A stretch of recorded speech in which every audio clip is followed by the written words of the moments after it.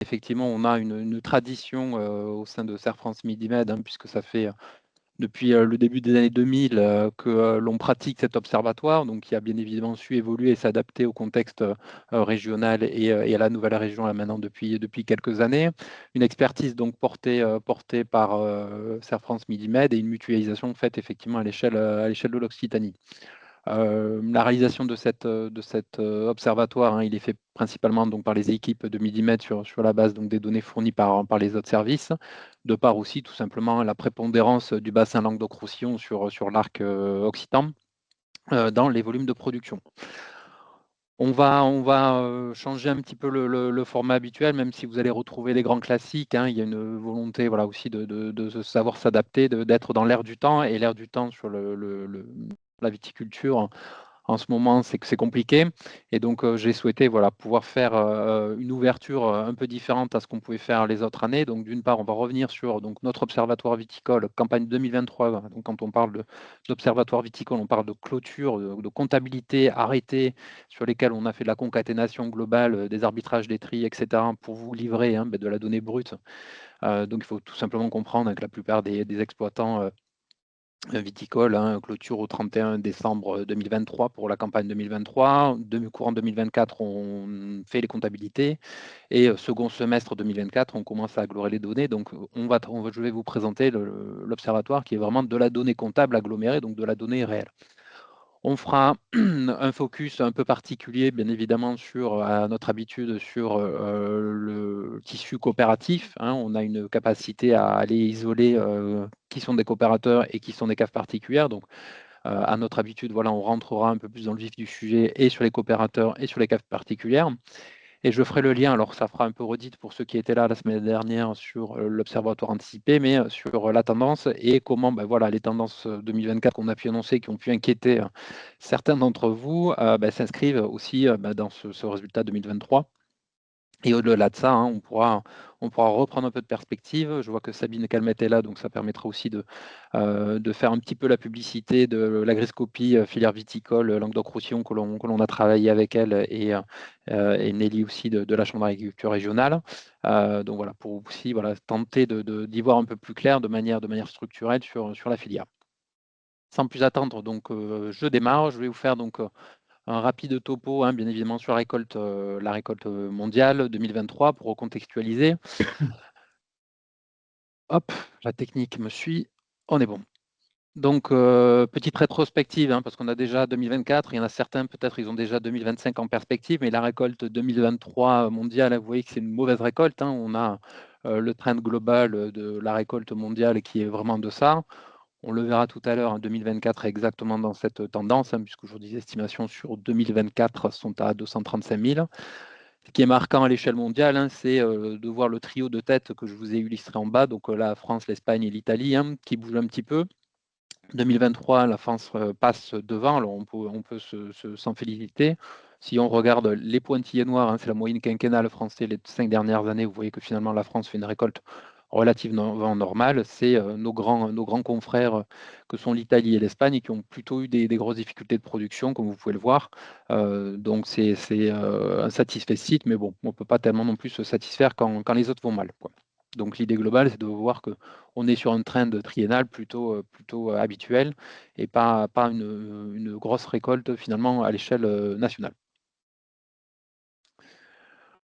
Si maintenant on fait le focus sur le sujet qui est le nôtre, donc c'est-à-dire la région Occitanie, là aussi il y a un trend assez intéressant de se remettre en perspective de quelle a été la récolte 2023 donc sur la région Occitanie, avec des grosses disparités. C'est la tendance que l'on a, hein, maintenant depuis des années et qui a tendance à accélérer. Vous voyez que deux départements aussi proches que l'Aude et l'Hérault peuvent avoir effectivement des particularités, avoir des tendances relativement similaires. Pour autant, si vous regardez de l'autre côté, côté Gard, là on creuse des écarts assez significatifs.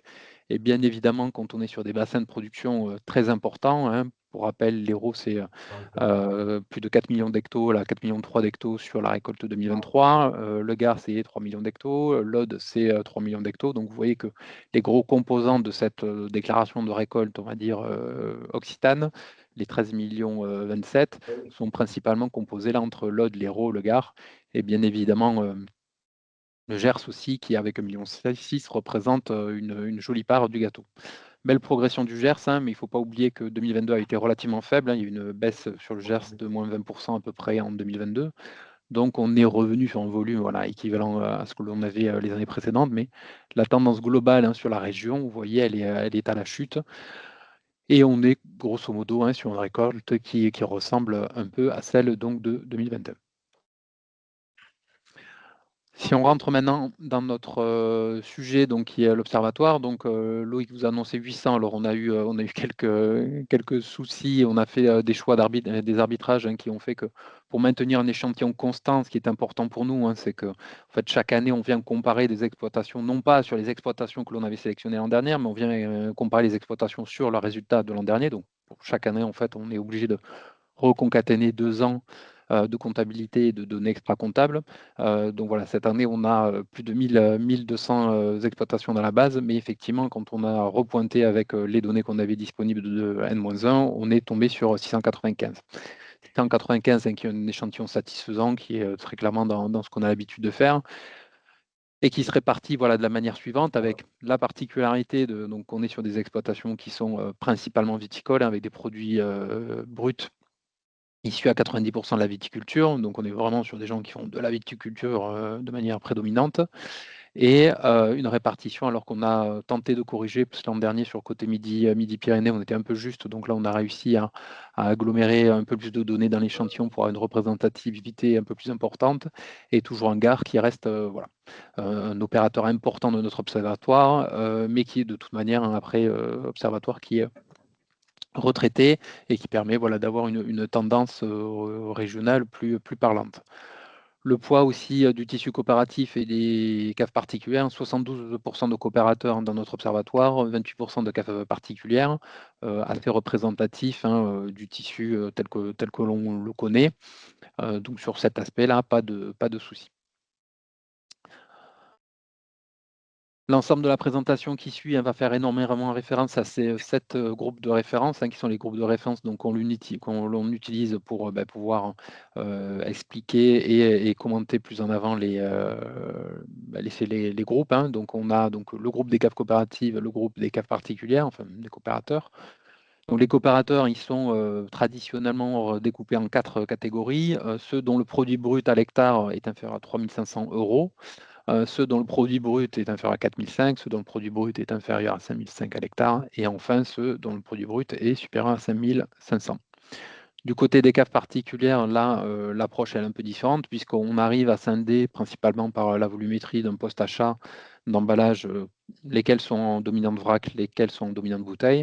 Et au sein des bouteilles, on s'intéresse à chaque fois à aller identifier celles qui sont en capacité de générer du produit brut supérieur ou inférieur à 8 000 € l'hectare. Cette méthodologie, hein, bon, elle nous permet très clairement de mettre en évidence des disparités au sein même des départements. Bien évidemment, une influence du rendement dont on va parler de manière évidente sur les coopératives, et qui est là aussi une tendance de fond et très clairement ancrée sur ce secteur-là, et qui n'est pas pour autant sur les cas particuliers. Alors, certaines années, c'est évident, d'autres années, ça ne l'est pas. Vous verrez que cette année, ce n'est pas forcément l'un des leviers évidents. Donc, si on s'intéresse maintenant à nos coopérateurs, donc c'est le graphique que vous avez en jaune en haut à droite, hein, donc 2 éléments de compréhension.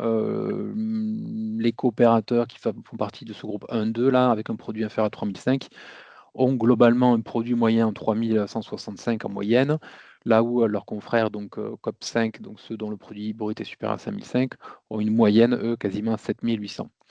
Élément toujours intéressant, toujours pertinent, et qui en plus a bougé un petit peu cette année, c'est la SAU moyenne. Vous voyez que la SAU moyenne, hein, il y a très peu de variabilité. On le dit, on le répète, hein, la taille n'est pas un critère de performance. C'est pas parce qu'on a 30 hectares qu'on est plus performant que des gens qui ont 20. On est plus performant en coopérative parce qu'on a plus de rendement, et on le verra sur la suite. Élément important, c'est qu'on a quand même, semble-t-il, une tendance sur cet échantillon. Alors, qui sera peut-être pas représentative de la région dans son ensemble, puisqu'il y a quand même beaucoup de petites exploitations qu'on n'a pas forcément dans notre observatoire. Vous l'avez compris, hein, on audite là des gens qui ont des comptabilités. Mais l'idée générale, c'est qu'on commence à avoir une taille standard, hein, qui arrive sur le segment des coopérateurs. On avait pas mal de disparités les années précédentes. Et là, on voit que la trentaine d'hectares devient quand même le standard, peu importe la performance du coopérateur. On sent qu'il y a quand même un renforcement des superficies exploitées par les coopérateurs pour aujourd'hui arriver de manière assez homogène à une trentaine d'hectares. Sur le segment des caves particulières, donc, vous avez l'illustration, c'est exactement la même chose. Donc, les caves particulières orientées vrac ont, elles, un produit brut moyen à 6005. Celles en bouteille, donc avec un produit brut inférieur à 8000, sont aux alentours de 5000. Et donc celles qui sont en bouteille 2 sont, elles, à plus de 13 800 € à l'hectare.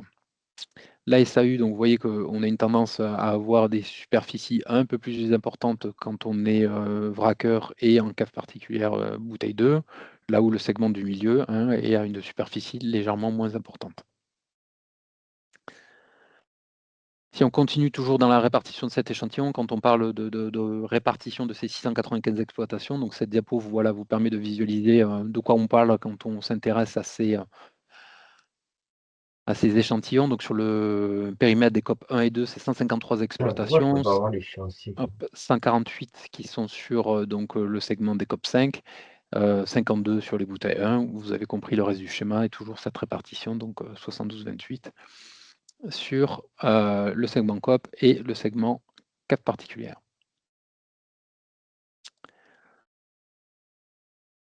Premier élément de compréhension, alors qui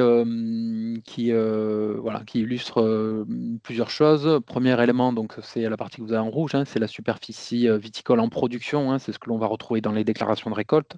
Très clairement, ce que je vous ai expliqué, on arrive aujourd'hui vers une tendance qui est une trentaine d'hectares au niveau des coopérateurs, 34, 29, 29, 30, 31, les chiffres parlent d'eux-mêmes. Donc, à la fois sur les segments que sur l'ensemble, on a vraiment une tendance aujourd'hui à avoir des exploitations qui tendent à grandir un petit peu. Pour autant, voilà, on a un plafond aujourd'hui à une trentaine d'hectares qui correspond, je pense, voilà, à des éléments de mécanisation qui ont été avancés. Il y a très longtemps, quand j'ai commencé à m'occuper de la viticulture, voilà, le standard était plutôt à une vingtaine d'hectares en coopérative.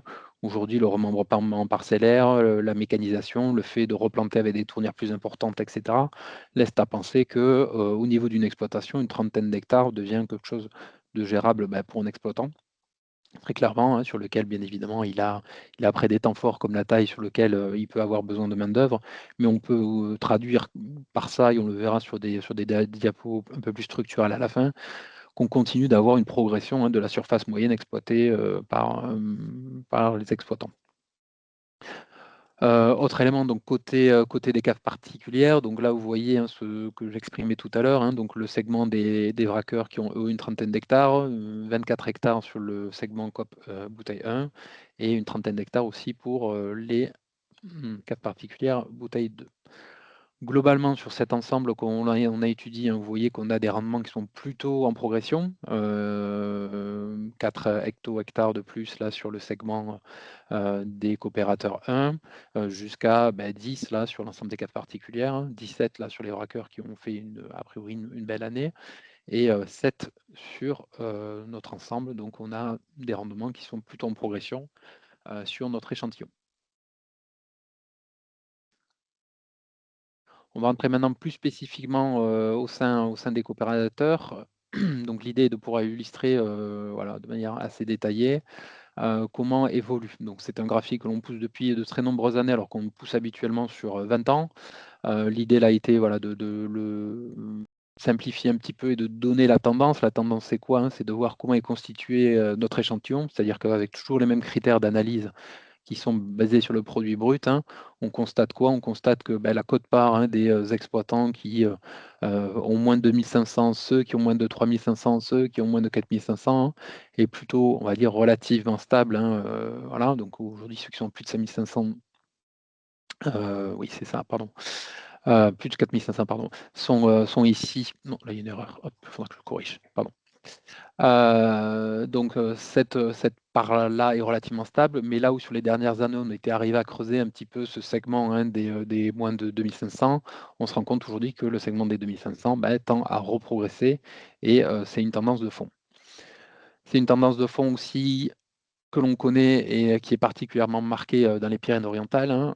C'est la volonté d'illustrer avec ce schéma une approche départementale qui va montrer qu'effectivement, il y a de véritables disparités géographiques qui s'expliquent, hein, bon, par bien évidemment l'accès à la ressource hydrique pour certains cas, l'accès à d'autres facilités, mais globalement, la ressource eau est l'un des gros leviers de la performance économique, puisque sur ce segment, la performance économique se traduit très souvent par la performance technique et les rendements. Pour autant, on peut avoir aussi des îlots, hein, de valeur au sein d'appellations un peu plus spécialisées qui permettent de tirer vers le haut. Donc ça, on le mettra en conclusion. Et bien évidemment, il y a un autre biais, hein, dans cette approche départementale qui sont les aléas climatiques. On peut parler de la sécheresse, pardon, dans les Pyrénées-Orientales, mais on a aussi régulièrement des zones qui sont grêlées, des zones qui sont gelées, des zones sur lesquelles il y a des coups de chaud et cette, augmentation, hein, des aléas climatiques, on la ressent très particulièrement, voilà, sur chacun des départements avec, bah, des fois, hein, tout simplement une route qui sépare, des exploitations qui sont gelées, d'autres qui ne sont pas gelées ou voilà, ou des difficultés rencontrées, sur des échelles assez complexes à analyser d'un point de vue macro. Pour autant, la disparité départementale, elle existe, elle est réelle. Et la tendance, hein, vous voyez qu'effectivement, on a un héros qui reste le gros acteur en termes de volume, hein, qui tire vers le haut avec plutôt des exploitations qui sont en capacité aujourd'hui de générer des produits bruts intéressants. Et à l'extrême, hein, des Pyrénées-Orientales, sur lesquelles bah, les difficultés s'accroissent et pour lequel bah, plus de 57% des exploitants là étudiés bah, génèrent des produits bruts largement insuffisants.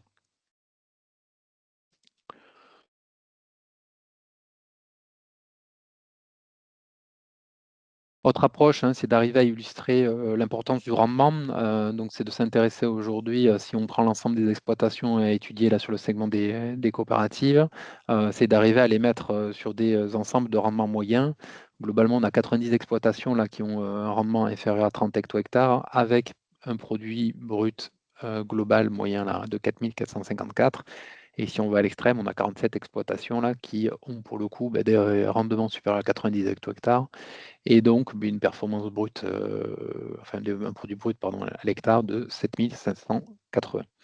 Dans chacune de ces catégories, les moins de 30, les entre 30 et 50, 50, 70, 70, 90 et plus de 90, vous voyez la répartition, hein, des structures. Ce qui veut dire qu'aujourd'hui, on a des exploitants qui arrivent quand même à générer plus de enfin, les meilleurs produits bruts à l'hectare en ayant des rendements faibles. Donc, on a toujours cette tendance de fond, voilà, d'avoir des structures, hein, qui arrivent aujourd'hui à valoriser des faibles rendements et à générer des produits bruts. Mais la réalité, hein, c'est que de manière évidente, le rendement génère, enfin, est le principal levier pour arriver à générer des produits bruts assez conséquents sur les exploitations.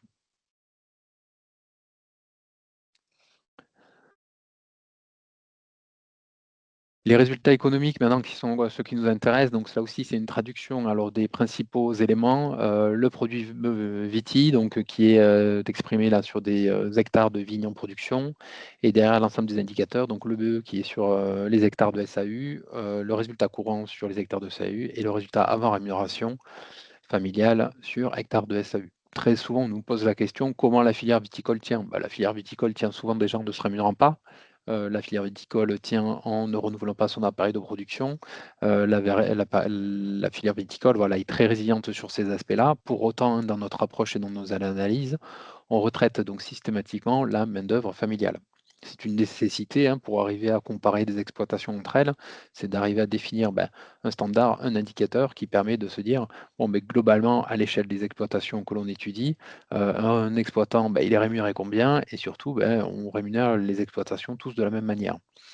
On a beaucoup d'enjeux liés, tout simplement, hein, à la rémunération, les formes de rémunération qu'elle peut prendre. Si c'est de la rémunération liée au foncier, liée à des dividendes, liée à un salaire, liée à des prélèvements tout simplement si on est en entreprise individuelle.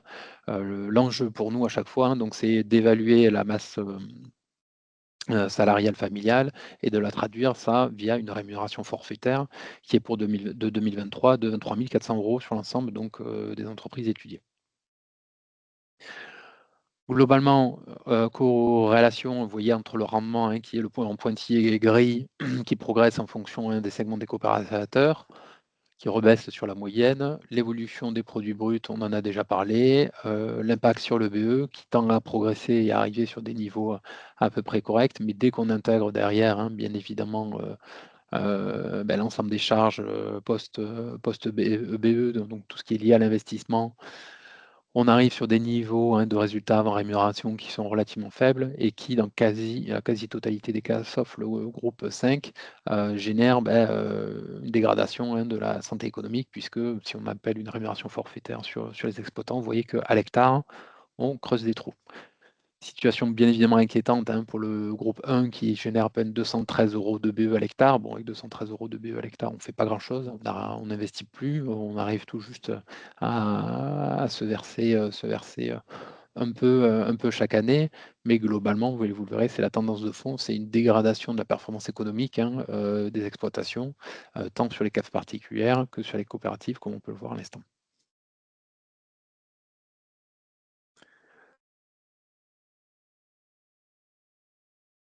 Autre élément que l'on étudie, hein, c'est tout simplement l'évolution des charges par hectare. Donc, je vous ai pas inondé de chiffres. L'idée a été aussi d'illustrer, plutôt et de voir, la proportionnalité, des charges avec, une quote-part d'approvisionnement, de main-d'œuvre familiale, de cotisation, sociale familiale, la partie salariée, la partie, bâtiment et la partie autres charges. C'est de voir, globalement, quand on étudie l'ensemble de ces exploitations, comment se constituent les charges, comment est-ce que se composent et comment, cette tendance, évolue dans le temps. Aujourd'hui, y compris sur des segments qui sont, beaucoup dans l'économie, hein, vous voyez que la barre des 5 000 €, elle est largement passée. En lien avec ça, tout simplement l'ensemble des augmentations que l'on a pu connaître, hein, l'évolution, du SMIC là sur les dernières années avec, des augmentations successives qui ont quand même renchéri, tout simplement le coût, de la main-d'œuvre. Bien évidemment, le coût de l'énergie avec ses répercussions, hein, alors, évidemment sur le GNR, sur le gasoil, mais aussi, sur l'ensemble des produits d'appro, et de manière générale, aujourd'hui, la tendance que l'on voit aussi, c'est, maintien assez élevé des services. Les entreprises, tout simplement, ont augmenté, la masse salariale, le coût de la masse salariale, donc à un moment donné, y compris les entreprises de services, ont eu la nécessité de se rattraper, voilà. Donc on a une inflation qui est relativement forte, hein, sur les charges viticoles. Et aujourd'hui, voilà, moi, quand j'ai démarré à Safran, il y a une douzaine d'années, c'était 4 000 € l'hectare. Vous voyez qu'en 12 ans, aujourd'hui, on est, globalement à 5 300, y compris quand on serre les boulons au maximum, c'est-à-dire que quand on est en train de creuser un trou et que, voilà. Donc c'est un vrai enjeu, hein, pour la filière de faire face à cette augmentation de charges sur laquelle manifestement elle a quand même peu de levier. Les exploitants, à leur échelle, ont peu de levier pour les négocier, le montant du carburant, le montant des produits phyto, le montant des intrants ou des honoraires et des prestataires divers. Très clairement, hein, l'enjeu il est autour de la valeur et on le sait, c'est là où, aujourd'hui on rencontre le plus grande difficulté, c'est, capacité des structures, qu'elles soient collectives comme individuelles, à aller chercher une valeur supplémentaire sur, le marché. Autre élément de tendance, hein, c'est d'arriver à voir comment évolue, le BE sur le produit brut, comment on voit, évolue la rémunération, le résultat avant rémunération sur le produit brut. Donc tout ça, c'est ces éléments-là et vous voyez donc une dégradation, hein, des indicateurs puisqu'on vous a remis 2022-2023, donc c'est toujours le même groupe d'exploitation que l'on compare, donc sur les exploitations auditées là. L'an dernier, on avait un DBE qui était, significativement, supérieur à cette année puisqu'on était à 26, donc là on tombe à 22 seulement. Exactement la même chose, hein, vous voyez que le résultat sur le produit brut avant la rémunération familiale, il était supérieur. Très clairement, bon là en plus on a des éléments négatifs sur le segment COP 1 là qui vient de dégrader notre indicateur, le rendre un peu inutilisable. Mais vous avez l'intérêt, voilà, de pouvoir le voir aussi sur les autres segments. Et sur la partie donc, le poids des charges totales sur le produit brut, on voit bien que les charges totales aujourd'hui, elles sont largement supérieures. Elles étaient déjà l'an dernier et elles le sont à nouveau, mais elles le sont, voilà, de manière encore plus significative, principalement donc portées par, le groupe COP 1-2 là qui fait face à de très grandes difficultés. Traduction sur les éléments financiers, donc là maintenant on s'intéresse donc à l'échelle d'une exploitation. Donc là, si on concatène les exploitations, on a quitté nos notions de niveau hectare et l'idée est de se poser la question de, tiens, une exploitation viticole aujourd'hui, sur le périmètre Occitanie avec une approche macro, ça représente quoi? Vous voyez que toujours pareil, nos exploitations étudiées là, l'an dernier, c'était 41 000 € de BE, là c'est 49 000, donc un EBE qui a progressé. Tout simplement, on a augmenté les superficies, on a des rendements sur notre échantillon qui ont progressé, donc qui tendent à améliorer, les chiffres globaux, même si quand on retraduit ça à l'hectare, hein, on n'a pas forcément aujourd'hui, une amélioration. Une stratégie d'emprunt, vous voyez, qui est plutôt, en baisse, des prélèvements qui sont en baisse, des annuités d'emprunt qui sont relativement stables, des investissements qui ont été faits un petit peu et une variation du fonds de roulement là qui continue à se dégrader.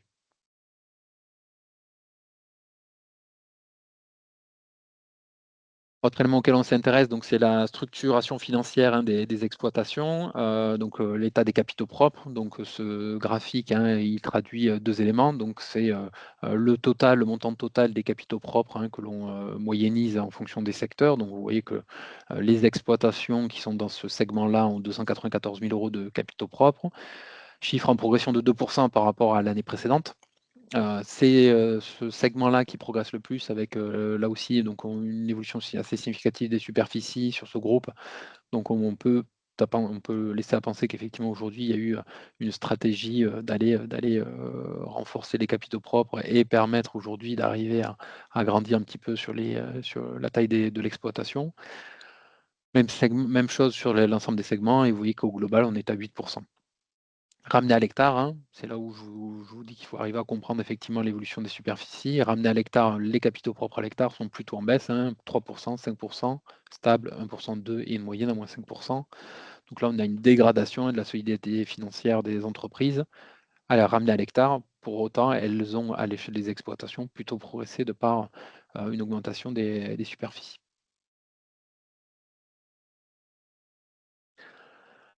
D'autres éléments financiers, alors, graphique qui est en valeur totale et en pourcentage, hein, donc, montant de la dette totale par hectare, hein, donc, sur l'ensemble des coop, on est à 3 776, donc on a une dette qui a progressé puisqu'elle était à 3 522, l'an passé. Elle est répartie après en moyen long terme et vous voyez que c'est exactement la même chose, tendance à la progression et le montant des immobilisations aussi progresse, principalement, voilà, porté par le groupe, COP5 là, qui a, significativement, augmenter sa volumétrie d'immobilisation à l'hectare sur, ces données.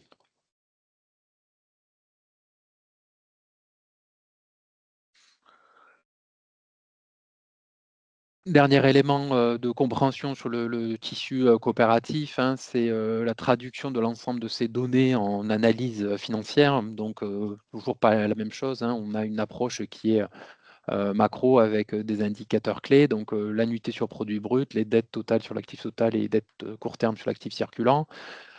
Tous ces indicateurs nous permettent d'aller définir, ce qu'on appelle des seuils d'alerte et des seuils critiques. Concrètement, quand vous avez vos annuités qui dépassent 15 du produit brut, c'est pour nous, des niveaux d'alerte. Quand ça dépasse 20 c'est critique et tout ce scoring-là vient nous permettre de positionner des entreprises dans des niveaux de risque, faible, moyen, élevé et donc vous voyez que la proportion, hein, des exploitations qui sont passées d'un risque moyen en 22 à un risque, enfin, moyen ou élevé en 22 à un risque moyen élevé en 23 tend à progresser. Bien évidemment, ça progresse, hein, significativement sur le groupe COP 1, COP 2, pour lequel on est toujours face aux plus grandes difficultés. Ça progresse aussi sur le segment 4 et sur le segment 5, même si le groupe COP 3, voilà, tend lui, à baisser un petit peu. Enfin, au global, ce qu'il faut retenir, c'est qu'effectivement le groupe, des coopérateurs, dans son ensemble, hein, voit son risque globalement augmenter, de, 5 points sur, l'exercice 2023. Ce qu'il faut retenir, hein, en comparaison avec 22, c'est que l'ensemble des segments, hein, des coopérateurs, hein, ils baissent, hein, sur les produits bruts à l'hectare. Globalement, hein, grande difficulté de valoriser. On était sur 2023 aussi, il ne faut pas oublier, hein, sur un solde de récolte 2021, une année sur laquelle on a vu un gel assez important. Donc on peut aussi envisager que, la valorisation des stocks avait été faite peut-être de manière, relativement, optimiste en se disant: «Bah, voilà, la récolte va être faible, les prix devraient se tenir, les prix devraient progresser» et cetera. La tendance de fond qu'on voit, c'est qu'effectivement, les soldes 2021 ont été, plus faibles qu'attendus. La récolte 23 n'est pas forcément hyper bonne, les tendances marché ne sont pas non plus excellentes. Donc on a vraiment une contraction du produit brut à l'hectare sur l'ensemble des segments. Autre élément, et on y reviendra, c'est la professionnalisation des acteurs qui se poursuit. Sur donc l'échantillon étudié, on a une trentaine d'hectares qui devient le standard en cave coopérative. Ce n'était pas le cas, on avait sur les années précédentes souvent des 20, 24, 25, voilà. Et aujourd'hui, on sent qu'il y a voilà, une lame de fond un peu des coopérateurs qui ont quand même pris des superficies. Donc il y a un peu un jeu de foncier là qui se déroule et qui permettent aux coopérateurs, on va dire, de tenter, on va dire, de générer plus de volume via plus de superficie. Pour autant, ce n'est pas l'indicateur, puisque l'indicateur essentiel, c'est le rendement. Les rendements de la population étudiée, là, chez nous, ils progressent. Là aussi, pour moi, ça traduit à des éléments de professionnalisation, puisque vous le verrez à l'échelle de la région, le rendement, il n'a pas progressé, mais au contraire, il a baissé. Et ça tend peut-être aussi à dire que, voilà, on a une polarisation entre, ceux qui sont, au réel, qui ont une comptabilité, qui travaillent dans une dynamique, d'entreprise relativement structurée. Eux ont une tendance à améliorer leur performance économique, à améliorer la taille des exploitations, là où on a peut-être aussi un grand décrochage sur, l'ensemble des toutes petites exploitations, puisque vous verrez que la moyenne départementale est quand même très loin du 30 hectares en termes de déclaration de récolte. Enfin, j'en ai parlé, c'est bien évidemment la disparité départementale qui se maintient donc au sein de la région, qui s'explique donc par la géographie, le climat, bien évidemment la structure de production et la dynamique commerciale de certaines appellations. On va maintenant enchaîner sur donc le segment des caves On peut particulières avec peut-être, est-ce que tu veux oui, pas qu'on peut-être. fasse une pause? Peut-être déjà Oui, toi, pour que tu puisses boire un verre d'eau, ça serait pas mal. merci. Et puis, j'ai pas de questions sur le chat, alors elles ont toujours un peu de mal à démarrer, mais n'hésitez pas, je ne sais pas, sur la partie méthodo aussi, que Benjamin vous a présenté au début. Ah voilà, donc j'ai une question levée de main de France Agrimaire, si vous On vous voulez prendre écoute. la parole. Juste activer le micro. Hop.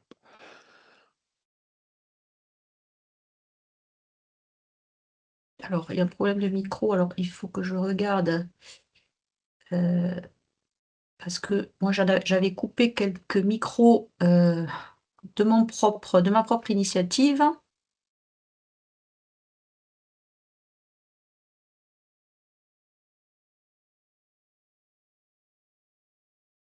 Donc, écoutez, si vous pouvez la poser sur le chat, comme ça.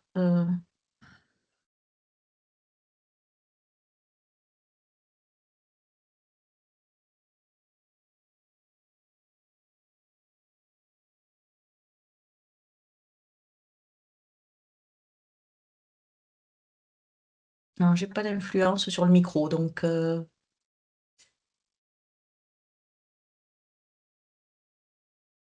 Ok. Écoutez chat. Bon, mais non, de côté chat non plus. Donc, si vous pouvez la mettre sur le chat, on répondra au prochain arrêt. À la prochaine pause. Prochaine aire Je te laisse d'autoroute. continuer. Est-ce que les entreprises présentées sont à la fois au forfait et au réel? Donc, comme je l'ai expliqué, donc, c'est des entreprises qui ont des comptabilités. Donc, l'immense majorité des exploitations aujourd'hui qui font la démarche d'avoir une comptabilité, c'est des exploitations qui sont effectivement au réel.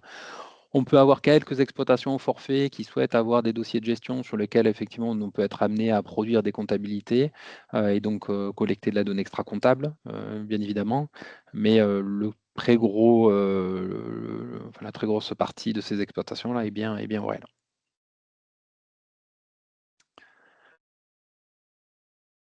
S'il n'y a pas d'autres questions, du coup, je vous propose on continue donc sur le segment des caves particulières, donc avec à peu près la même approche, toujours pareil, donc d'arriver à traduire aujourd'hui l'évolution structurelle de cet échantillon mouvant, mais qui permet quand même de donner un indicateur sur l'échelle, donc la répartition des typologies de caves particulières. Donc, pour rappel, les vraqueurs, c'est principalement donc des exploitations qui sont amenées à générer des ventes en vrac, tout simplement. Bouteille 1, c'est des exploitations qui valorisent à moins de 8 000 € l'hectare en produits bruts. Voilà.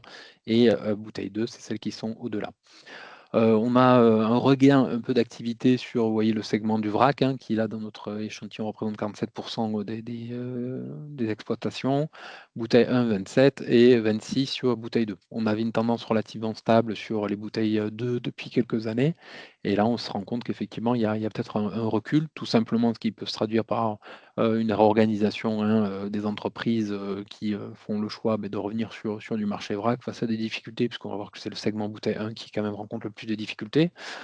Pour autant, le segment bouteille 2 aussi peut tout simplement diminuer parce que la valorisation aujourd'hui des exploitations à l'hectare n'est pas à 8 000, elle est peut-être juste en dessous et de fait, elles ont aussi basculé dans un segment qui n'était pas le leur sur les années précédentes. Approche départementale toujours intéressante avec une représentation forte de nos exploitations en vrac côté gare. Il y a une tradition assez forte côté gare quand même d'avoir une dynamique marché vrac. Donc dans cet échantillon, on a 82% là, des exploitations du Gard qui sont dans une dynamique vrac. C'est relativement plus homogène là, cette quote-part entre l'Aude et l'Hérault. Midi-Py, on n'a pas d'échantillon sur ce segment-là. Enfin, on n'a pas d'exploitation dans cet échantillon-là. Et vous voyez un peu la représentativité. Représentativité qui, je pense, voilà, quand on parle des Pyrénées-Orientales, aujourd'hui, l'existence de caves particulières vrac dans les PO, voilà, moi, cet échantillon-là me semble relativement conforme à ce qu'on peut observer. C'est-à-dire qu'aujourd'hui, voilà, il y a des difficultés, au vu des rendements que connaissent les Pyrénées-Orientales, d'avoir des stratégies caves particulières vrac dans les Pyrénées-Orientales. Donc très souvent, quand on a une cave particulière, c'est tout simplement pour faire des bouteilles. Hop, Ah je ben vais non, oui, il y peut-être en a une, hein. aller un peu vite. Ben oui, aujourd'hui, il y en avait Je 3. reviens. Hop, C'est la 3e. Ah merde. Je je t'envoie me le mets je date. t'envoie le lien. Merci Magali. Attendez, parce que du coup, hop, je me suis un peu perdu dans mes diapos. On est bon. Allez, on continue. Toujours pareil, la répartition entre les moins de 30, les 30-50, les 50-70 et les plus de 70 hectares. C'est pour se donner voilà, une approche un peu précise. Aujourd'hui, on pourrait penser qu'effectivement le rendement, tout comme sur les caves coopératives, est le facteur de performance, sauf que vous voyez bien que si on s'intéresse aujourd'hui aux exploitations les plus performantes d'un point de vue technique, plus de 70 hecto-hectares, elles sont composées, j'allais dire moitié-moitié, mais c'est 39-48%, à la fois de caves particulières qui arrivent à très bien valoriser. Donc aujourd'hui, on a des gens qui ont des pratiques culturelles plutôt orientées rendement et qui arrivent pour autant à bien valoriser leur production, et des gens qui sont effectivement sur un segment traditionnel RAC, où le rendement est le levier de performance, sur lequel effectivement on va aller chercher des produits bruts significatifs parce que les rendements sont significatifs. Dans le même temps, on a une répartition sur le segment à l'extrême, les moins de 30 hecto-hectares, avec une prédominance, vous voyez, des caves qui arrivent à valoriser moyennement. C'est ce segment du milieu avec moins de 8 000 € de produit brut à l'hectare. Et finalement, le groupe là qui trouve un équilibre assez intéressant, puisque vous voyez que le produit brut à l'hectare le plus pertinent, outre le fait d'être sur les moins de 30 avec des très hautes valorisations, bien évidemment, qui tirent vers le haut, c'est le groupe entre 30 et 50 qui semble tirer plutôt son épingle du jeu avec une volumétrie de caves particulières qui valorise en bouteille la plus importante. Donc voilà, semble-t-il que quand même on a un impact du rendement sur la performance globale de l'exploitation. Très clairement, il faut arriver à avoir aussi des volumes pour générer des euros à l'hectare. Voilà, même si là on a de très belles réussites, forcément avec des valorisations importantes à l'unité.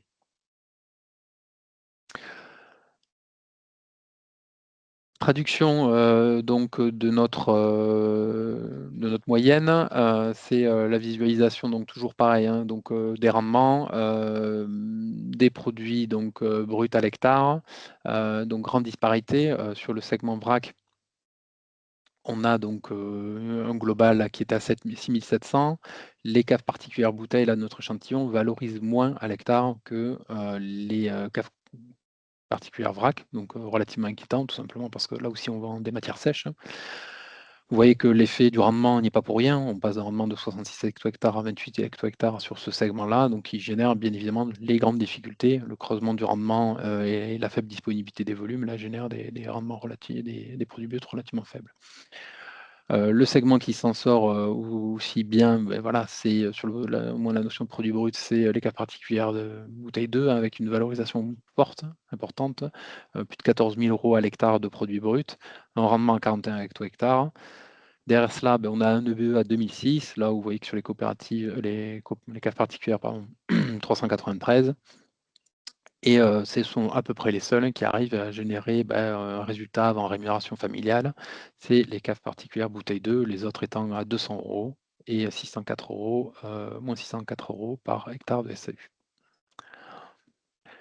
Une fois la rémunération exploitant réintégrée, vous voyez que l'ensemble des segments caves particulières que l'on étudie sont en moyenne dans le rouge, hein. Alors, c'est l'illustration du schéma, mais on voit bien qu'ici on perd 1 700 € l'hectare, ici on perd 2005, ici on perd 1006 et en global on perd 1900. Toujours dans la même approche, hein, la répartition des coûts en fonction des filières. Donc on a un segment vrac qui aujourd'hui se positionne à 8 300. C'est un grand gap, hein, bien évidemment, vis-à-vis des caves coopératives, du segment cave coopérative. Tout simplement, on rajoute des frais de vinification, on rajoute aussi des postes emballages qui peuvent être significatifs dès qu'on rentre dans de la valorisation en bouteille. C'est de la donnée brute concaténée qui tend à prouver qu'aujourd'hui que des caves particulières bouteille 1 peuvent avoir des frais globalement moins importants que les caves vrac. Pour autant, les éléments de valorisation sont sensiblement différents, ne serait-ce que par les aspects de rendement et derrière de capacité à conditionner et à valoriser les productions. La répartition, elle est importante, hein. Vous voyez le poids des autres charges dans lesquelles on va retrouver des éléments tout simplement d'emballage, c'est dans les appros, pardon. Mais globalement, on a une structuration des coûts qui est relativement homogène et assez proportionnelle en fonction des structures.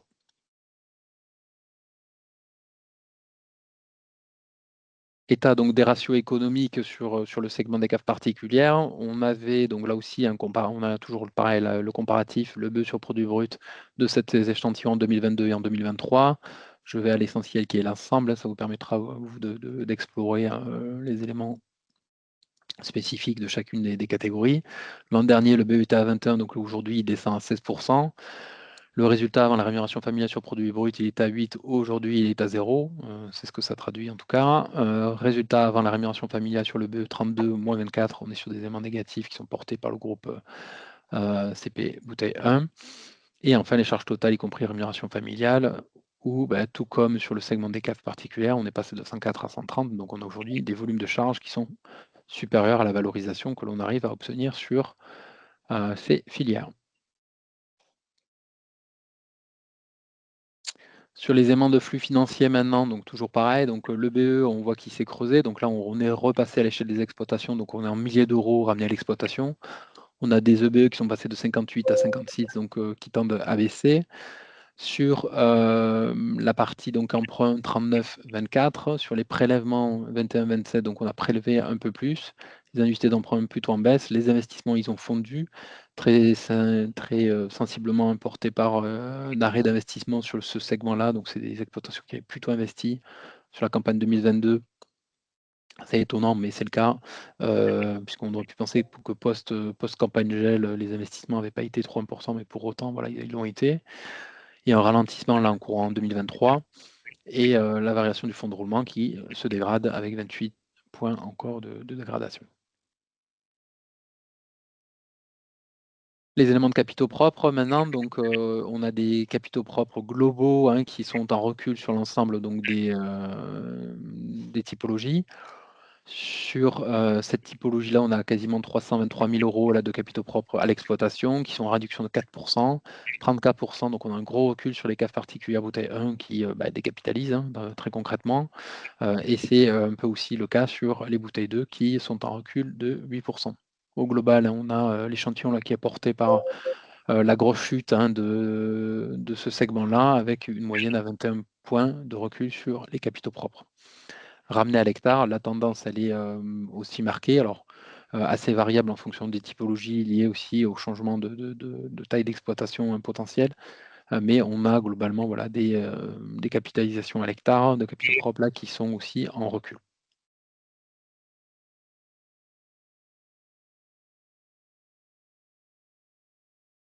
Sur les éléments financiers maintenant, on a une dette totale sur actif total, hein, qui est passée donc de 7006 à 6005. Donc on a plutôt là une évolution qui est bonne, hein. C'est que, enfin bon, alors c'est faible, mais qui est intéressante, c'est que la volumétrie de dette n'a pas progressé sur cet aspect-là. En lien avec ça, hein, de toute façon, la diminution de l'investissement, la diminution aussi, comme on l'a vu, de la volumétrie d'emprunt. Et on a aussi un volume d'immobilisation par hectare là, qui tend à baisser, donc en lien avec cette notion un peu de décapitalisation. Traduction du risque financier, donc on l'a vu qu'il y avait un peu une disparité, mais une tendance de fond au niveau des coopérateurs sur l'évolution du risque financier. Il explose, hein, sur les cas particulières, hein. Sur le segment vrac, relativement stable, on prend 3 points. C'est sur le segment bouteille 1 où il y a une augmentation très significative. On a des entreprises en très grande difficulté là, sur ce segment. 19 points de progression, mais aussi donc une progression significative là, sur ce segment-là. Et au global, donc on a vraiment une dégradation de la structure, hein, financière des caves particulières, puisqu'on passe d'une évaluation du risque de 18, hein, donc 18% des exploitations sur lesquelles on a un risque moyen ou élevé, à 31. La synthèse pour les cas particuliers, hein, donc c'est très clairement les exploitations qui sont plus impactées, hein, par la crise viticole que l'on traverse. Ça a été finalement assez surprenant d'arriver à ces conclusions-là. Très sincèrement, avec mon approche d'expertise, hein, je ne pensais pas qu'on serait sur des résultats aussi dégradés aussitôt, mais la réalité des chiffres là, est têtue. Très clairement, l'un des éléments qui peut tendre à expliquer, c'est qu'effectivement, on le sait, hein, là, on dit souvent que la coopérative est un amortisseur économique. Alors, elle est souvent un amortisseur économique à la hausse comme à la baisse, mais la grande variabilité auxquelles sont soumis les cas particuliers, hein, une fois que vous avez un acheteur qui n'achète pas, ça a été le cas. On a eu quelques exploitations, nous, qui ont dû opter pour des règlements judiciaires dès 2023, puisqu'elles avaient des problématiques de marché, des problématiques d'accès au marché, avec un marché qui s'est beaucoup tendu, et des contrats qui n'ont pas été honorés, alors que ça faisait plusieurs années qu'on était sur un trend qui roulait. Donc ça, c'est cette réalité-là, hein. On a eu, je pense, voilà, un arrêt assez net des marchés qui a démarré bien évidemment post-Covid, mais qui s'est marqué un peu plus en 2023, et qui a eu un impact assez fort sur les caves particulières. La dégradation des éléments économiques, hein, a entraîné évidemment, vous l'avez vu, une dégradation des indicateurs financiers, et ce qui tend, voilà, à ouvrir un peu plus la vision sur l'ensemble de la filière. En guise de conclusion de filière, hein, globale, c'est ce graphique dont vous avez malheureusement l'habitude. Ce graphique, hein, il tend à concaténer l'ensemble des exploitations, aussi bien en cave particulière qu'en cave coopérative, et de se poser la question, finalement, lesquelles gagnent de l'argent et lesquelles en perdent. On revient en 2023 sur des niveaux qu'on avait pu connaître en 2025, 2026, 2027, et il est fort à parier que, bien évidemment, cette tendance de fond dure. Très clairement, hein. Aujourd'hui, les signes de reprise ne sont pas encore présents, et les tendances que l'on a et sur lesquelles je vais revenir très rapidement sur 2024 ne sont pas bonnes. Elles ne sont pas bonnes tout simplement parce qu'on a tout un tas d'éléments sectoriels liés au coût des intrants, liés à la performance économique des exploitations, liés au renouvellement du vignoble, etc., au renouvellement des générations, qui laissent à penser qu'on a une situation là, de crise qui va perdurer, qui va s'inscrire dans le temps, et que même avec des mesures d'arrachage, je ne crois pas, voilà, à ce qu'on ait une reprise évidente. Donc c'est ce qu'on tend à traduire aujourd'hui dans nos tendances 2024, hein, qu'on a donc pu illustrer la semaine dernière, donc sur lesquelles je reviens. C'est promis pour ceux qui étaient déjà la semaine dernière, très succinctement avec seulement 3 diapos. Donc récolte 2023. Benjamin? Ah, pardon, oui, j'enchaîne, moi je suis. Oui, Excuse-moi, il oui, y a des questions tu en es plus. parti là, tu t'envoles, mais il faut s'arrêter de temps en temps. Oui, il y a eu des questions entre-temps. Alors, il y en avait une qu'on a ratée tout à l'heure. Est-ce que tu as une projection des prix moyens de vin, par exemple IGP, qui pourrait permettre aux plus fragiles d'être à l'équilibre? Alors, c'était un travail qu'on avait proposé l'an dernier, qui était d'arriver à traduire tout simplement une approche de coût en perspective donc des rendements. L'idée globale, hein, c'est que, on le sentait en tout cas, c'est qu'on n'a pas une fonction linéaire, donc on n'a pas une droite, hein, quand on s'intéresse à ça coûte combien de produire du vin. On a effectivement donc une courbe qui est creusée, hein, qui tend effectivement à prouver que moins on produit, plus ça coûte cher de produire. Et de toute façon, à un moment donné, même si on produit énormément, on a un lissage des coûts qui fait que voilà, on a cette courbe-là. Globalement, aujourd'hui, hein, si on explore l'ensemble des coûts que l'on a, aujourd'hui, produire un hecto de vin à l'échelle d'une exploitation avec des coûts, vous l'avez vu, hein, qui sont, ne serait-ce que sur la partie viticole, ce que nous apporte le segment coopératif, avec 5004, 6000, voilà. Aujourd'hui, c'est des coûts que l'on a à l'échelle des exploitations.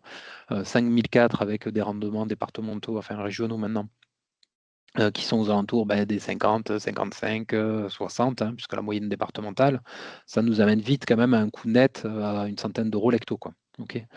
Je ne vais pas rentrer là dans le détail de dire voilà le segment à 25 hecto-hectares, le segment à 70 hecto-hectares, mais aujourd'hui, si on fait une approche très macro de la région et qu'on arrive à mettre en perspective, hein, l'ensemble des coûts que nous, on arrive à observer sur les exploitations, il faut tabler aujourd'hui très clairement sur un coût des exploitants coopératifs, je vais rester sur ce segment qui est le plus lisible, à une centaine d'euros net hecto de raisins non vinifiés, quoi. Il y a deux questions de Monsieur Fouette-Chériette. Y a-t-il des informations sur la valorisation finale des produits, les débouchés, la commercialisation, des circuits, des négoces, exports? Est-ce qu'il y a des informations sur ça? Ouais, alors sur cet élément, on n'arrive pas à le concaténer malheureusement, j'en rêverais, mais on ne l'a pas, tout simplement pourquoi? Parce que nous, on concatène des comptabilités qu'on enrichit avec de la donnée extra-comptable. Et aujourd'hui, on n'a pas forcément voilà, le niveau de détail que l'on aimerait avoir dans les comptabilités pour pouvoir aller identifier, tiens, cette cave particulière est sur ce segment de distribution caviste, hôtel, restaurant, ou grand export ou grande distribution. Et ça, c'est les éléments, on ne les collecte pas, donc on n'est pas en capacité non, de déterminer des réseaux de distribution, ou en tout cas des stratégies commerciales plus payantes que d'autres. Et une deuxième question, quel impact des résultats sur les opérations de restructuration et de rapprochement des CAFCOP, les défaillances, les redressements judiciaires, etc. Donc, c'est un sujet un peu sensible, je sais. Non, mais je peux y répondre, mais je n'ai pas de souci avec ça. Vas-y, Donc, vas-y. très concrètement, et c'est l'un des éléments sur lesquels on peut revenir, hein, on fanfaronne dans l'Hérault quand on regardait la diapo. Je vais essayer de vous la réafficher. On va revenir, hop, on va faire un petit peu, hop, en arrière.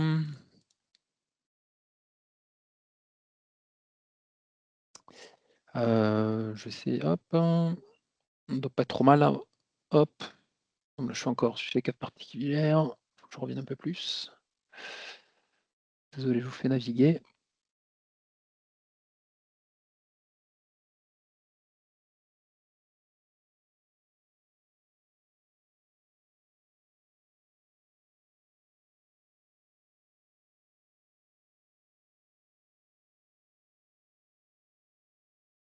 Voilà, on y est. Cette diapositive, elle illustre aussi, bien évidemment, la stratégie des coopératives. On ne peut pas aujourd'hui penser que cette diapositive n'illustre que des aspects climatiques.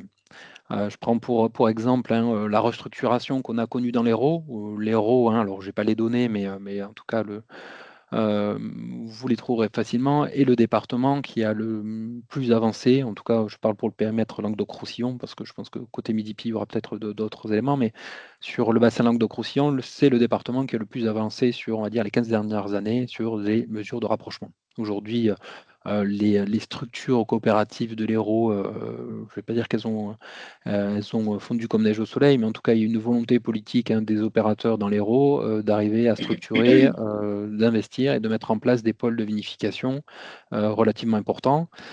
Il y a eu cette volonté politique, il y a eu aussi peut-être une certaine pression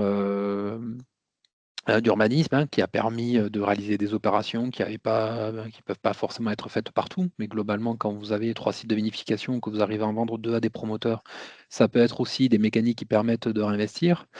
À l'inverse, hein, on a aujourd'hui dans l'Aude, dans l'Hérault et dans les Pyrénées-Orientales encore beaucoup de coopératives qui font cavalier seul, très clairement. Et aujourd'hui, là où on est interrogé, puisqu'on a quand même quelques coopératives en comptabilité, ça fait partie de nos compétences aussi. Très clairement, voilà, on sent qu'il y a un mouvement de fond, mais qui reste encore assez pudique. Il y a une volonté, voilà, il y a une compréhension aujourd'hui des enjeux des dirigeants de coopératives, que ce soit des présidents ou directeurs, sur les enjeux stratégiques d'un point de vue filière. Tout simplement, aujourd'hui, les Pyrénées-Orientales, 300 000 hectos. 300 000 hectos, il y a quelques coopératives de l'Aude ou de l'Hérault qui sont capables de faire 300 000 hectos à elles seules. Là, on parle d'un département dans lequel je ne vais pas aller compter le nombre de coopératives. Voilà. Bon. Qu'il y ait des coopératives, qui aient localement des stratégies de différenciation à forte valeur ajoutée qui arrivent, bien évidemment, ça génère des poches de valeur ajoutée qui permettent à certaines aux exploitations locales de continuer à générer de la valeur. Pour autant, bien évidemment, hein, je pense que le tissu coopératif et les structures coopératives de l'Aude, de l'Hérault, du Gard, mais de l'Hérault dans une moindre mesure, et des Pyrénées-Orientales vont être de toute façon confrontées aujourd'hui à une nécessité de fusionner. Secret professionnel exige, mais on est consulté en ce moment par des coopératives, voilà, qui souhaitent fusionner. Donc la tendance de fond, elle y est, elle existe, hein. Il y a plusieurs coopératives aujourd'hui qui sont en discussion les unes avec les autres pour avancer dans ce sujet. Mais aujourd'hui, quand on voit l'évolution viticole régionale, certes, les superficies, on le verra, hein, sont pas trop en baisse si on le regarde de manière structurelle, mais où les volumes l'ont été. Et aujourd'hui, voilà, avoir autant de sites de vinification, autant de frais de structure ramenés à des sites de vinification, etc., est l'un des enjeux que la coopération doit arriver à relever, quoi.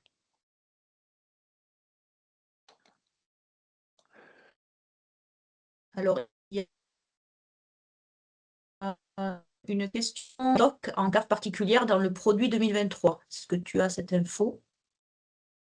J'ai pas entendu la question du coup. Quelle est la part des stocks pour les caves particulières dans le produit 2023?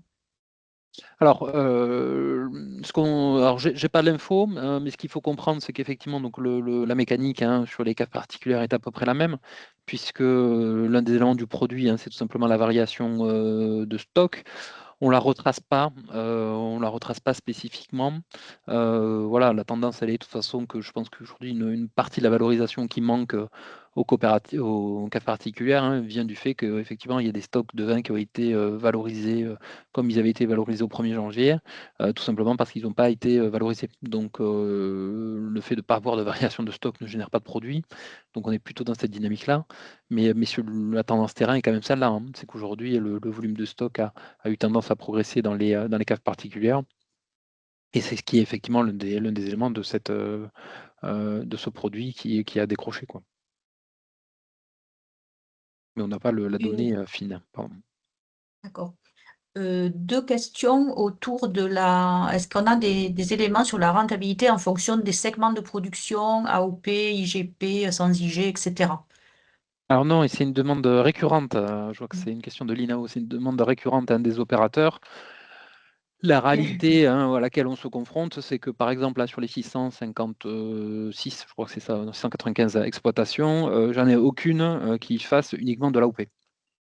Donc ça, c'est une donnée, voilà, que j'ai, donc je peux vous la donner assez aisément. C'est-à-dire qu'on est très souvent dans des organisations mixtes, AOP, IGP ou IGP Vin de France. Ok. Il y a ce critère-là qui est essentiel à avoir en tête, c'est qu'aujourd'hui, on n'a quasiment pas d'exploitations qui font que de l'AOP, que de l'IGP, que du Vin de France.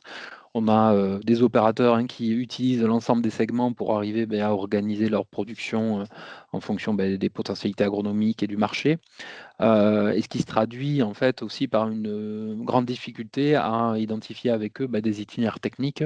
J'ai l'habitude de dire que lorsqu'on sort avec le pulvé pour aller traiter une parcelle de Syrah qui est en IGP, s'il y a une parcelle d'AOP à côté, généralement elle est aussi traitée. Donc on n'a pas aujourd'hui capacité à, mais je pense que c'est aussi une réalité terrain, alors peut-être un peu moins marquée qu'en tout cas notre incapacité à le faire, mais on n'a pas d'itinéraire technique suffisamment ancré d'un point de vue régional pour dire bon ben voilà, quand on est sur une stratégie Val de France, on est à 3000 pieds à l'hectare en fertile irrigation tout est en taille rase, on ne descend jamais du tracteur. Et quand on est en AOP, c'est des gobelets à la main, vendangés de telle manière, etc. Alors, je prends des caricatures volontaires pour bien exprimer le sujet. C'est qu'à un moment donné, à l'échelle d'une exploitation, on essaie de faire au mieux, on essaie de travailler au mieux, et on le sait que voilà, tiens, la parcelle qui est comme ça, potentiellement, elle ira faire de la bouteille une année, sauf que une année où il n'a pas plu, c'est sec, donc on va plutôt aller chercher une autre parcelle pour aller faire ce produit fini là. Et à l'inverse, s'il pleut trop, ça va être une parcelle au-dessus qu'on va les choisir. Donc on n'arrive pas à retraduire la réalité des segments de production dans les comptabilités, sauf en fait à avoir des approches standards moyennes de rendement. Et malheureusement, la réalité aussi est que une déclaration de récolte, hein, ça reste une déclaration de récolte, et que ça ne traduit pas forcément exactement voilà, le tonnage des apports sur chacun des segments et la réalité organisationnelle de chaque exploitation, quoi. Une question sur les causes de tout ça et sur la consommation. Donc, est-ce qu'il ne faut pas tenir compte des baisses de consommation des produits viticoles sur les consommateurs français? Bon, la réponse est oui, j'imagine. Oui, on le mettra un peu en tendance, hein, de manière générale, on a un bassin viticole quand même qui est très important. On fait à peu près un cinquième, hein, voilà, de la production nationale avec d'autres bassins assez importants, et avec d'autres types de production. Je pense à la Charente notamment, bien évidemment, et le Bordelais. Ce qui est sûr, c'est que la tendance dans laquelle on est, bon, c'est une surprise pour à peu près personne, hein. Mon homologue, Anthony, qui est donc directeur du conseil en Gironde, m'avait appelé il y a 5 ans me disant comment ça va dans le sud, parce qu'à Bordeaux, ça commence à tousser. On a cette lame de fond qui part de Bordeaux, qui va dans les Côtes-du-Rhône, qui vient dans le Languedoc. Et voilà, il y a quelques mois, on n'avait pas forcément trop de cotations sur la vallée du Rhône. Les cotations sont en train de revenir, de reprendre, etc. Donc voilà, il y a du mieux à Bordeaux, il y a un peu de mieux dans la vallée du Rhône. Pour autant, là, le Languedoc doit effectivement faire face à cette crise qui se caractérise de toute façon par un arrêt significatif des ventes. Alors, j'ai entendu quelques opérations liées à des futures taxes Trump aux États-Unis qui ont fait que certains ont souhaité faire du stock un peu aux États-Unis là récemment. Mais on a globalement un marché qui est très atone, et sur lequel on manque d'innovation commerciale. Et là, l'enjeu, il est principalement là, c'est effectivement aujourd'hui d'arriver à gagner des parts de marché avec des produits nouveaux, des marchés nouveaux, et une dynamique commerciale pour générer de la valeur, parce qu'effectivement, la filière aujourd'hui a beau s'adapter, si on s'adapte, mais qu'on n'arrive pas à trouver des bouchers commerciaux, c'est là où il y a des grands enjeux de complexité, quoi. Sur ces aspects marché, on peut vous renvoyer aussi sur l'agriscopie Viti, Oui, c'est puisque prévu. nos collègues de la Chambre régionale, c'est eux qui ont traité particulièrement cette question. Et donc voilà, il y a pas mal d'éléments dans l'agriscopie Viti sur ces aspects marché, contexte mondial, contexte français, etc. Une question sur le développement du vin sans alcool. On en entend un petit peu parler. Alors c'est une dynamique qui est assez surprenante, hein, pour moi, avoir quelques exploitations là qui ont tenté. On a de très belles dynamiques, hein, aujourd'hui sur ce marché-là, bon, qui reste un marché de niche, hein. C'est comme quand on dit le vin blanc explose, le vin blanc reste un marché de niche. Donc voilà, quand j'entends les pépiniéristes dire on me commande que du blanc, on sait très bien ce qui se passera dans une dizaine d'années, hein, quand tout le monde aura du blanc et que le marché sera peut-être pas forcément en adéquation. Voilà, donc il faut faire attention toujours à ces effets un peu de mode. Pour autant, hein, il y a quand même, me semble-t-il, à l'échelle des consommateurs français, mais on va dire de manière générale un peu plus occidentaux, voilà, des tendances sur le mieux-être, etc., qui font que la consommation d'alcool est en net recul. Ça, c'est une réalité. Après, il faut aussi, voilà, on parlait d'innovation tout à l'heure, arriver à réfléchir comment, demain, la valorisation du produit peut être différente, et si le marché du sans-alcool est aujourd'hui un levier pour y aller, il est intéressant d'explorer. Après, on parle souvent du sans-alcool, mais il y a aussi le lot. Avoir des vins aujourd'hui, peut-être plus en attente avec, en adéquation les attentes des consommateurs, hein, avec un segment des bières qui progresse beaucoup. Très clairement, c'est un des enjeux aussi forts de la viticulture, d'arriver à proposer, voilà, des produits qui soient peut-être pas tout à fait du vin, hein, puisque de toute façon, réglementairement, la terminologie vin est réservée à certaines caractéristiques, notamment l'alcool. Mais bien évidemment qu'il va falloir que la filière puisse se poser ces questions-là. Et aujourd'hui, bah, il y avait un reportage, c'était dimanche, d'une exploitation languedocienne, hein, qui envoyait du vin à des alcoolisés en Belgique. On a quelques confrères là, qui ont mis en place, j'ai vu passer un article il n'y a pas très longtemps dans Vétisphère sur une unité de désalcoolisation là, qui est déjà saturée, etc. Mais c'est vrai que voilà, ça fait partie des stratégies qu'il faut peut-être aussi avoir pour diversifier la finalité produit et proposer des produits complémentaires. Parce que ça reste des produits complémentaires qui sont intégrés dans des gammes et qui permettent aujourd'hui de gagner des parts de marché sur l'ensemble des segments. Parce que quand on a ce produit-là, on est différenciant et on peut gagner des clients. Il y a une question qu'on a déjà abordée au début sur l'échantillon. Est-ce que toutes les coopératives sont représentées, notamment pour le Gers? Alors oui, dans l'échantillon, il y a des viticulteurs du Gers. Oui, Voilà. et l'échantillon est corrigé parce que j'ai vu aussi passer la question. Oui, ouais, j'avais répondu. J'ai épuisé les questions, donc tu peux reprendre un petit coup d'eau Allez, et puis on j'ai oublié ma repart bouteille, mais c'est pas grave. on revient en 2024. Alors on On revient en revient en 2024, 2024 plutôt. ouais, avec donc les tendances, donc focus rapide, hein, donc sur ce qu'on a pu déjà pousser la semaine dernière. Tendance mondiale 1,235, donc je vous le disais en introduction, récolte relativement stable et volumétrie de la production nationale française, hein, vous voyez, où là, pour le coup, on est vraiment au niveau de 2021. Donc décrochage français et l'Italie et l'Espagne, là, repassent, enfin l'Italie repasse devant. Voilà pour le scénario mondial. Ce qui est important, voilà, c'est toujours pareil, c'est une récolte historiquement basse en Languedoc-Roussillon, avec l'ensemble des bassins, sauf a priori l'Hérault. Je dis sauf a priori, puisque les chiffres définitifs sont pas encore complètement sortis. Et on avait en plus une tendance sur l'Hérault qui était pas bonne, hein, début de campagne, qui s'est redressée avec les cépages tardifs, puisqu'au début, les premières simulations que l'on a pu faire sur l'Hérault, on était à -20, -30. Donc voilà, donc la tendance qui est dégradée, hein, s'est améliorée parce qu'on avait vraiment des prévisionnels début de vendange qui étaient pas bons. Mais aujourd'hui, on devrait avoir, vous voyez, une tendance à 12 millions qui, ramenée sur une échelle longue de 2020 à 2024, laisse quand même avoir que le trend, il est plutôt pas très bon.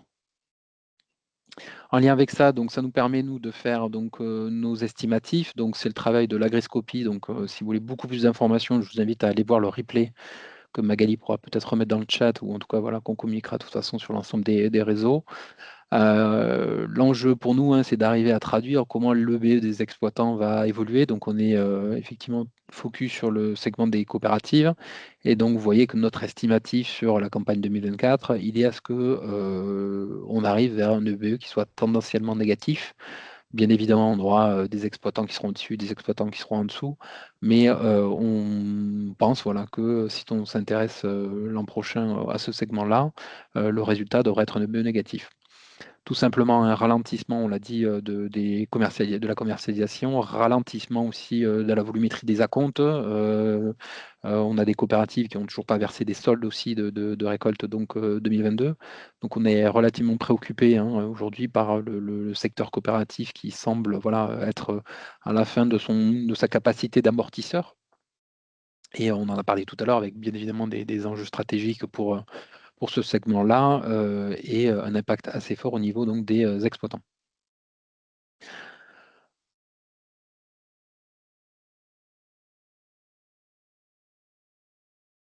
Maintenant, si on se met un peu en perspective, hein, donc autre élément donc, qui a marqué l'hiver viticole, hein, c'est donc la campagne d'arrachage avec un dispositif national pour lequel l'Occitanie a quand même représenté 2/3 des superficies engagées. La Gironde avait déjà sur des fonds interprofessionnels réalisé des mesures d'arrachage donc l'année précédente. Donc ça a permis, on va dire, de découper un petit peu de ce côté-là. La réalité, hein, vous voyez, c'est ramené à la superficie de chaque département, c'est qu'on a des disparités assez fortes en fonction des départements, mais globalement, hein, des départements comme la Haute-Garonne, le Tarn et le Lot, là, qui sont à plus de 15%. Les Pyrénées-Orientales, 14% du vignoble qui est à l'arrachage définitif. Voilà. Les, les, les, l'Aude, l'Hérault, le Gard sont pas en reste, hein. En termes de superficie, vous voyez que c'est important, mais c'est vrai que voilà, il y a des situations plus marquées sur des vignobles qui sont pas pour autant à négliger quand on cumule l'ensemble des données. La réalité terrain maintenant, c'est que voilà, quand on pose la question aux exploitants qui sont aujourd'hui dans cette mesure-là, c'est tout simplement que la plupart des exploitants qui sont en exploitation et qui ont prévu de continuer à exploiter ont plutôt fait le ménage dans les parcelles et ont arraché aujourd'hui des parcelles qui sont à faible rendement, voire des parcelles qui ont pu ne pas être récoltées sur les années précédentes liées à des impacts climatiques, hein. Je pense notamment aux Pyrénées-Orientales, toute la frange littorale de l'Aude. Et l'autre enjeu derrière ça, c'est qu'on a pas mal d'arrêts d'exploitation, hein, donc sur l'Aude, les superficies là, qui est concernées, donc c'est 28% d'arrêts d'exploitation, sur le Gard c'est 34%, sur le Gers c'est 41%, donc on a dans des secteurs suffisamment de diversification d'activités possibles pour se dire bon mais ok, les gens arrêtent juste une activité, c'est le cas du Tarn avec 61% d'arrêts d'activité sur le Tarn. Donc on sait que les gens vont faire autre chose. Pour autant, dans les Pyrénées-Orientales, avec quasiment 30% et sur l'Aude avec quasiment 30% aussi, 29 et 28 respectivement, c'est très clairement des gens qui arrêtent pour pas faire autre chose. Parce qu'en fait, l'activité agricole étant là soumise à des aléas climatiques tels qu'ils sont, on sait très bien que rien ne poussera derrière la vigne, quoi.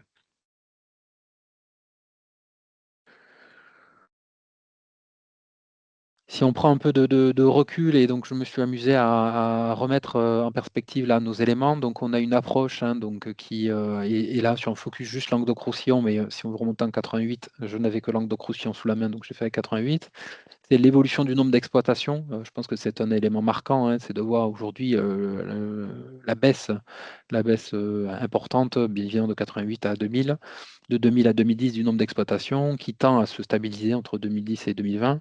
Mais aujourd'hui, on sait voilà, très bien que le trend aujourd'hui du nombre d'exploitations, il est en baisse. En lien avec ça, c'est l'évolution de la superficie de vigne. Donc là aussi, on est bassin Languedoc-Roussillon, donc vous voyez que le trend il est plutôt à la baisse avec une stabilisation là qui devrait arriver. On verra sur le prochain recensement agricole ce que disent les données. Mais ce que l'on peut déjà regarder, c'est ramener maintenant sur une approche plus régionale. C'est de l'analyse de déclaration de récolte, hein, là, depuis 2009. C'est tout simplement de voir que la superficie totale, hein, exploitée, elle oscille à peu près entre 240 et 250 000 hectares. C'est une stabilité un peu à la baisse. Par contre, la donnée qui tend à fondre, c'est très clairement le nombre d'exploitants et le nombre de déclarants de récolte, puisque vous voyez qu'on est passé de plus de 36 000 à aujourd'hui un peu plus de 18 000. Donc on a une population là de déclaration de récolte qui a quasiment été divisée par deux à l'échelle de l'Occitanie. Autre élément intéressant, hein, c'est d'avoir en perspective cette courbe-là un peu insolente, ça s'appelle le rendement moyen départemental, régional, pardon. Alors avec une fourchette qui est un peu étalée, donc qui tend à mettre en évidence effectivement ces décrochages. Je vous disais tout à l'heure, hein, globalement, le rendement moyen régional, pardon, il oscille entre 55 et 60. Et c'est assez surprenant parce que dans le même temps, vous voyez que la superficie moyenne d'un déclarant a plutôt progressé. On était en dessous de 8 hectares en 2009, on a passé la barre des 14, donc on est très loin des 30 hein, que l'on a nous en moyenne sur les exploitations qu'on étudie, mais qui ont des exploitations forcément avec un biais de lecture, parce qu'on ne va pas aller faire des cotisants de solidarité qui ont 3 hectares sur nos approches, hein, bien évidemment. Mais le train de fond, vous le voyez, hein, c'est la progression de la volumétrie des exploitations, et donc c'est ce que je vous disais en propos tout à l'heure, hein, c'était la professionnalisation de la filière.